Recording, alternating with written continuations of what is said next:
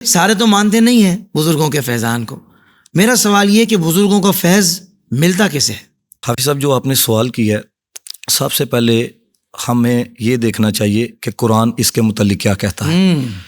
اب قرآن مجید میں اللہ تعالیٰ نے ارشاد فرمایا، یا ایھا الذین آمنوا اتقوا اللہ وکونوا مع الصادقین، اے ایمان والو اللہ سے ڈرتے رہو، وکونوا مع الصادقین، اور سچوں کے ساتھ ہو جاؤ. میں چاہتا ہوں کہ اس پر نا تھوڑا سا میں تفصیلی کلام کروں. اب وکونوا مع الصادقین یہ اللہ کا حکم ہے کہ سچوں کے ساتھ ہو جاؤ. مفسرین نے بڑی پیاری بات لکھی، کہتے ہیں وکونوا مع الصادقین. اس کی پہلی تفسیر یہ ہے کہ یہ جو اللہ تعالیٰ فرما رہا ہے نا کہ سچوں کے ساتھ ہو جاؤ، تو فرمایا ان سے مراد دو ذاتیں ہیں. ایک کو حضرت ابوبکر صدیق رضی اللہ تعالیٰ عنہ کہا جاتا ہے، اور ایک کو حضرت عمر فاروق رضی اللہ تعالیٰ عنہ کہا جاتا ہے.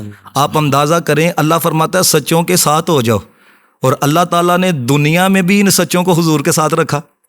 اور اللہ تعالیٰ نے غار کے اندر بھی حضرت سیدنا ابوبکر صدیق رضی اللہ تعالیٰ عنہ کو حضور کے ساتھ رکھا، اور مزار میں دونوں کو جانے جانا جناب محمد مصطفیٰ کے ساتھ رکھا. اب آگے جو تفسیر اس کی جاتی ہے، وکونوا مع الصادقین، اللہ فرماتا ہے کہ سچوں کے ساتھ ہو جاؤ، یعنی کہ ان کی مائیت اختیار کی جائے. اب حافظ صاحب جو سچے ہماری زندگی کے اندر موجود ہے نا، ہم مکمل طور پر ان کی مائیت بھی اختیار نہیں کر سکتے ہیں مکمل طور پر. وہ کس طرح؟ کیونکہ کمانا بھی ہے، گھر والوں کو بھی ٹائم دینا ہے، کھانا بھی ہے، اور بندے کی زندگی کے اندر بڑے معمولات ہوتے ہیں. تو یہ چیزیں رکاوٹ ہیں کہ مکمل طور پر آپ ان کی مائیت اختیار نہیں کر سکتے. جو ہماری زندگی میں موجود ہیں صادقین، اور جو دنیا سے چلے گئے ہیں، جو دنیا سے پردہ فرما گئے ہیں، ان کا جہان اور ہے، ہمارا جہان اور ہے.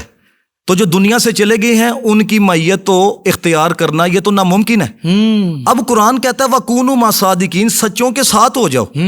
اب ان کی مائیت ملے گی کس طرح؟ مراد کیا ہے؟ اب یہاں پر جو مفسرین نے گفتگو کی وہ بڑی قابل سماعت ہے. کہتے ہیں کہ یہ جو اللہ تعالیٰ نے فرمایا نا سچوں کے ساتھ ہو جاؤ، کیونکہ جو صادقین ہماری زندگی میں زندہ ہیں مکمل طور پر ان کی مائیت اختیار نہیں کی جا سکتی، اور جو چلے گئے ہیں ان کا جہان اور ہے، ہمارا جہان اور ہے. تو مائیت اور ساتھ ان کا کس طرح نصیب ہوتا ہے؟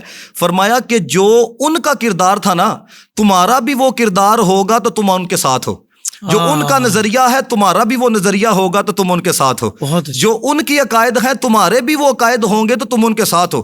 اب ایک بندہ جو ہے وہ اگر یہ کہتا ہے کہ میں گدی نشین ہوں جی اس دربار کا، اب ان کے بزرگوں کی کتابوں کو اگر پڑھا جائے، بڑوں کی کتابوں کو پڑھا جائے، تو وہ کتابیں کچھ ہول بول رہی ہیں، اور یہ اپنے بڑوں کا نام استعمال کر کے تو بتا رہا ہے کہ جی بڑوں کی تعلیمات یہ تھی.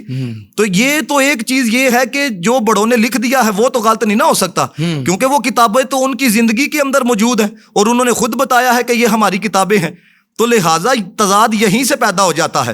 تو اس لیے اگر کوئی بندہ گدی نشین ہو یا صاحبزادہ ہو، اگر اس کا نظریہ اس کے بڑے کے مطابق نہیں ہے، کردار بڑے کے مطابق نہیں ہے، اعمال بڑے کے مطابق نہیں ہے، عقائد بڑے کے مطابق نہیں ہے، تو اگر وہ جتنا بھی قریب ہے وہ دور ہے. صحیح. کیونکہ وکونوا مع الصادقین، کیونکہ یہ تو بتا رہا ہے کہ کردار بھی ان کے کردار کی طرح ہونا چاہیے، نظریہ بھی ان کے نظریے کی طرح ہونا چاہیے، عقیدہ بھی ان کے عقیدے کی طرح ہونا چاہیے. اور دوسری بات بڑی قابل غور ہے، وہ یہ ہے کہ ایک یہ ہے کہ جس کا کردار نہ ان کے کردار سے ملتا ہے، جس کا نظریہ نہ ان کے نظریے سے ملتا ہے، جن کا عقیدہ نہ ان کے عقیدے سے ملتا ہے، تو یہ تو بالکل سمجھ لیں کہ اس کو فیض نہیں مل سکتا ہے. کیونکہ یہ تو بالکل ان کا نام یوز کر کے اپنے ساتھ بھی دو نمبری کر رہا ہے اور لوگوں کے ساتھ بھی دو نمبری کر رہا ہے. لیکن ہاں ایک بندہ جو ہے وہ مغرب میں ہے، لیکن وہ جس کے کردار کو فالو کرتا ہے، جن کے عقائد کو فالو کرتا ہے، وہ مشرق وسطیٰ کے اندر ہوں یا وہ برصغیر کے اندر ہوں، لیکن وہ جو فالو کرنے والا ہے وہ مغرب میں ہے، لیکن اس کا کردار اس بزرگ کے کردار کے مطابق ہے، اس کا نظریہ ان کے نظریے کے مطابق ہے. تو حافظ صاحب یقین کریں یہ قریب والے کو اس کی مائیت حاصل نہیں ہے، لیکن وہ جو مغرب میں بیٹھنے والا ہے نا اس کو میت حاصل ہے. کیوں؟